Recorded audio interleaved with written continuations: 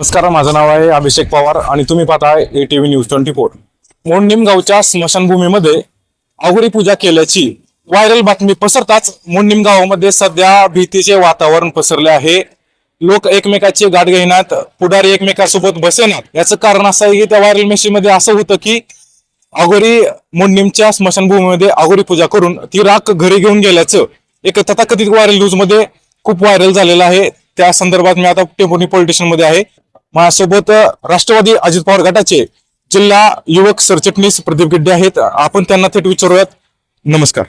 नमस्कार। आता जी सध्या गावामध्ये जी चर्चा चालू आहे की या अघोरी पूजेबाबत ही तथ्य आहे का असत्य आहे, त्यात काय तर तथ्य असलं पाहिजे ना, का विनाकारण चर्चा उठली जाते किंवा तशी पूजा झालेलीच आहे।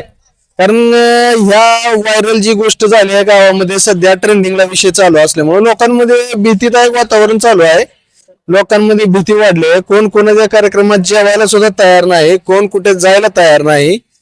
लग्नात सुद्धा एकामेकाच्या ज्या आनंदाने आपण त्यांच्यात सामील झालं पाहिजे अशा कार्यक्रमात सुद्धा लोक जेवायला नको म्हणायला लागलेत। गावातले तरुण युवक भीतीदायक वातावरणात जगत आहेत। जे संध्याकाळी आपले मित्र देवस्थानापाशी रात्री 11-12 वाजेपर्यंत तरुणाई जी बसत होती ते सुद्धा आज बसायला तयार नाही, कारण एवढी या गोष्टीची चर्चा लोकांमध्ये भीतीदायक वातावरण झालेलं आहे।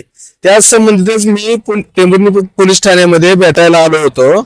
मग साहेबांशी माझं बोलणं झालं की ह्या जर गोष्टीत काय तथ्य असेल किंवा जर ह्या गोष्टी विनाकारण राजकारणामुळे पसरवल्या जात असतील तर त्याच्यावर कारवाई झाली पाहिजे, आणि जर त्या गोष्टी खोट्या असतील तर ज्यांनी ह्या गोष्टी पसरवल्या त्यांच्यावर सुद्धा कारवाई झाली पाहिजे। कारण आज पाहायला गेलं तर येत्या आगामी 3-4 महिन्यामध्ये ग्रामपंचायत इलेक्शन आलेलं आहे। मग ग्रामपंचायत इलेक्शन जवळ आलंय म्हणूनच सरपंच व्हावं म्हणून तशी पूजा केली गेली आहे का? आणि जर तसं नसेल तर सरपंच की जवळ आले, इलेक्शन जवळ आले म्हणून विरोधकांकडून तशा गोष्टी पसरवल्या जात आहेत का?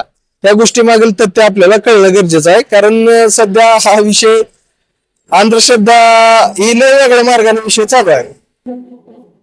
अजून पाहायला गेलं तर ह्या गोष्टी मागे काय सत्य असं ते आपल्याला कळायला पाहिजे ना, त्या विनाकारणच या गोष्टी चालू आहेत त्या।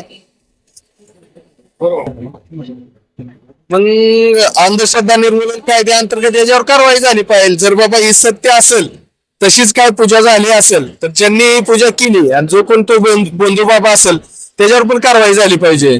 आणि जर ती तशी काय झालंच नसेल आणि विनाकारण जर चर्चा झाली असेल तर मग ज्यांनी ही चर्चा उठवली आणि ज्या कोणी या गोष्टीचा आधार घेत राजनैतिक फायदा जर बघत असेल तर त्यांच्यावर योग्य ती कारवाई झाली पाहिजे।